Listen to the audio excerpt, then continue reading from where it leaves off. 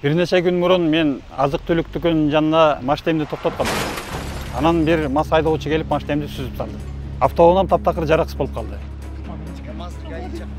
Бирок тиги күнөөлүү киши күнөөсүн толук мойнуна алып, чыгымдарды төлөп бермек болду. Ошон үчүн биз ГАИ чакырткан жокпуз.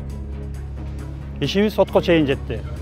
Сотто деп ал биздин койгон дооматтарыбызга макул болуп аткан, кийин баш тарта баштады. Өзүнүн көрсөтмөлөрүнө өзү каршы чыгып, сөздөрдөн улам жаңылып жатты. Анан мунун айткан сөздөрдүн кайсынысы протоколго жазылат? Бул өзүнө өзү каршы чыгып жатканы жазылып жатты болду экен, калп айтып жатканы билинип атты болду экен деп мен тынчсызданып жаттым. Бирок мен жактоочум учурдагы сот отурумдары аудио, видеого жазылаарын айтып мага түшүндүрүп берди. Биздин жарандык ишибизде дагы алдын ала эки тараптуу кайрылуу менен ушундай жазуу колдонулду.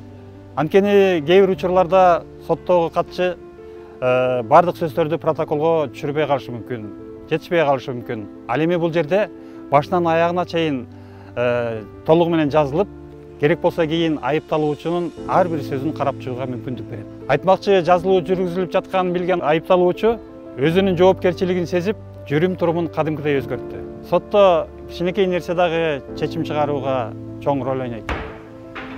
Аудио, видео жүргүзүү бул ар бир сөздүн тактыгы жана ишенимдүүлүгү.